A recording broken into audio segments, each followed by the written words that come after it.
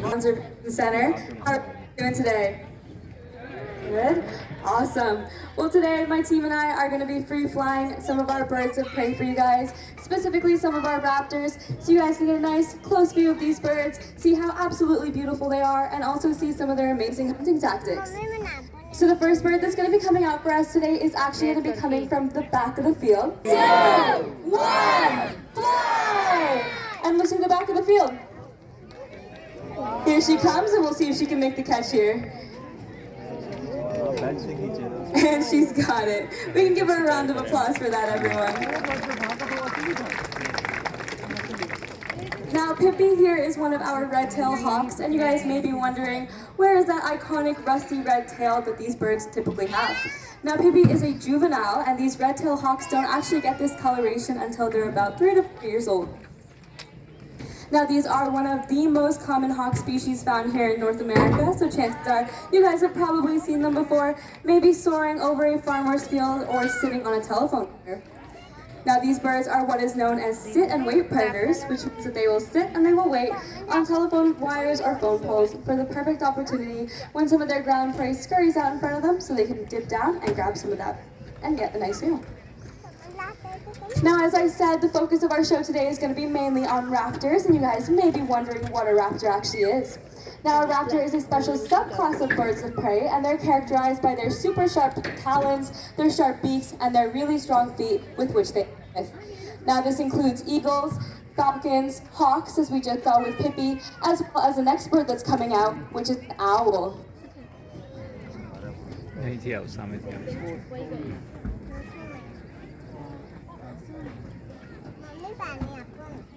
So coming out shortly for us is Theo, and Theo is one of our barred owls.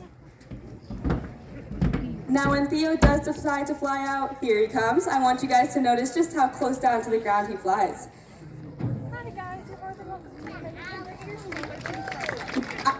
Owls are silent hunters. Their prey have really sensitive hearing, and so it's really important that they fly nice and silently so that their prey don't hear them coming. Now, by flying close to the ground, they reduce the need to flap their wings so their prey don't hear them coming. As well, they don't cast as much of a shadow so their prey can't see them coming. Now, as Theo's up here on the T-perch, I want you guys to notice those beautiful black eyes that this bird has. Now, this is a great indication that this species of owl is nocturnal. Now, a lot of people do think that all owls are nocturnal. Simply isn't the case. We do have crepuscular owls, which hunt at the dawn and dusk portions of the night, the day, as well as diurnal owls, which hunt at the brightest portion of the day. Now, these owls, their eyes jet into the back of their skull and they're placed by sclerotic rings, which means that they're actually not able to move their eyes independently of their heads, which is why they need that wide range of motion with their heads. Now, a lot of people do think that all owls can turn their heads 360 degrees around, but this simply isn't the case, because if it were, they'd end up strangling themselves, which isn't ideal at all. Now, they can move 270 degrees around though, which is still pretty awesome. Now, the next bird that's coming out for us today is probably one of the well-known birds in the bird kingdom. He's going to be flying down the field for us today, and I want you guys to yell out as loud as you can what bird you think that is when he does fly for us. And there he goes. Bald eagle, you guys got it. That is Granger, one of our bald eagles. Now, Granger was showing off that beautiful white tail and iconic bald head that these birds have, but they actually don't get this coloration until they're about 4 to 5 years old. The juveniles stay more of a muddled brown color. Now, Granger here is going to show us just how good of a fisher he is. Our trainer is going to be placing a fish lure on top of this pond, and we'll see if he can skim it right off the surface.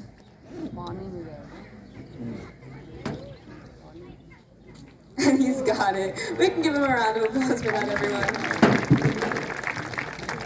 Now, these birds are found here in Ontario, and chances are, if you were to see them, they'd probably be hanging around bodies of water because they do love to eat fish.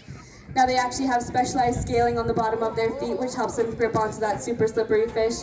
Usually, they're able to dive down, grab the fish right out of the water, and fly away, but sometimes the fish are a bit too heavy for that. So what they'll do instead is they'll hold the fish in their talons and then row the fish back to shore, because bald eagles are excellent swimmers.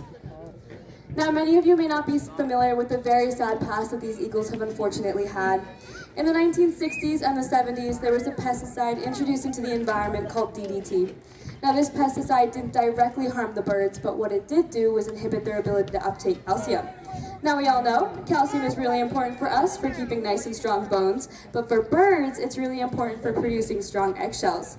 Now, with this lack of calcium, these birds were producing very thin and very brittle eggs, so thin that when their parents went to go incubate the eggs, they'd actually unfortunately end up crushing them underneath their weight.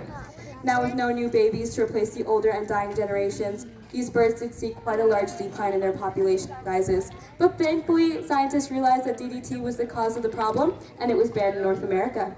These birds were then put onto the endangered species list, and through conservation efforts, their populations began slowly rising. In 2007, they were officially removed off the endangered species list, and just recently in Ontario, they were removed off the species at risk list, which just goes to show you guys how amazing conservation can be for protecting these beautiful animals. Now, as you guys were walking around safari today, you may have noticed that a lot of the birds we have are actually in pairs. Now, this is because we have a pretty extensive breeding program here. With this breeding, of course, comes lots and lots of babies. So I feel it's only fitting that the next bird that's going to be coming out fresh is the answer to that age-old, kind of awkward question of, where do babies really come from?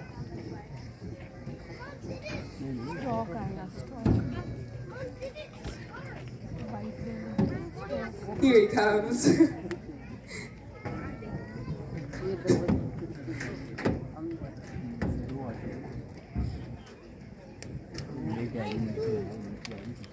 He's deciding whether or not he wants to fly around for us today. There he goes. Now this is Blanco, one of our European white storks. Now as Blanco's out on the field today for us, hopefully he does fly around, but we can admire that beautiful sharp orange beak and those long orange legs that this beak has. Now these are both great indicators that this bird is not a raptor, but is instead a wading bird, which means that they'll walk super slowly through rivers and streams, making sure not to stir up any sediment before reaching down and grabbing some of their prey with that sharp beak of theirs. And their prey can include crustaceans or fish. Now, birds migrate from Europe down to Africa and then back up again, which takes about months in total, which is why they're often associated as the carriers of human babies, as this is the duration of a normal human pregnancy. Now, the next bird that's going to be coming out for us today is actually my favorite here at Safari. She may be yours as well. She's a bit of a goofball, but I think you guys will understand what I mean when she comes out. Here is Johnny, our striated caracara.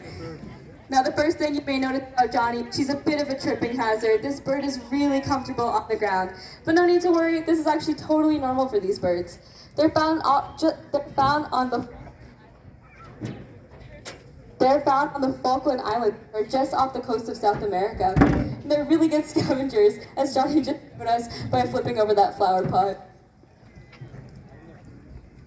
Now these birds are really intelligent, and they've actually learned that if they team up together, they're able to take down prey as large as sheep, which is really impressive, as that is a 3-pound bird. Now, however impressive this may be, the farmers of the island didn't enjoy this very much, and they did begin hunting these birds down quite to extinction. But again, thanks to conservation efforts, they're populated on the back of the field over there. You guys see it? All right, I'm gonna have you guys warm up. If you just wanna run down there, make a line up, okay?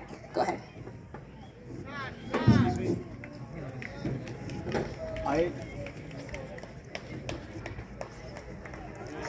All right, you guys may have, we're doing a bit of a race, which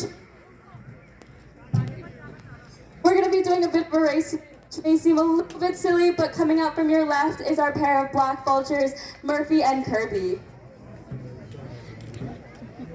Now these birds are really fast in the air, as you guys can see, so you may be wondering, why are we doing a race? Now these birds are scavengers, and they have flat feet, which makes them really good at running, and we're going to show you guys just how fast they are. Now volunteers, do you guys think you're faster than a black vulture?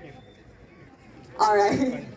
I have some rules for you guys, so super important, everyone's listening. The most important is you guys have to stay on the left side of the field, okay? I'm going to be standing here, so just make sure you run to the left of me, because the vultures are going to be on the right side. Because while they do like eating roadkill, they do not want to be roadkill. Got it?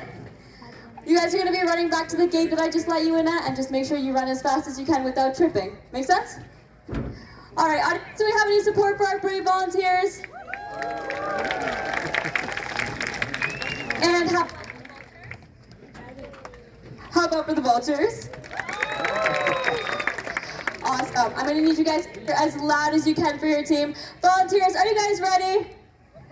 All right, in 3, 2, 1, go! Looks like we got some pretty speedy volunteers here. And they definitely, that we can give them a huge round of applause, everyone.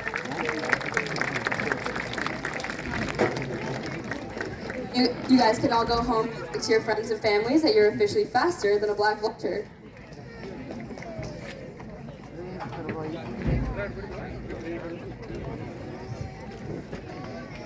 Now, bring volunteers down here to show you guys just how cool these vultures are with their flat feet, but also that they're not deserving at all of this terrible reputation that they normally get.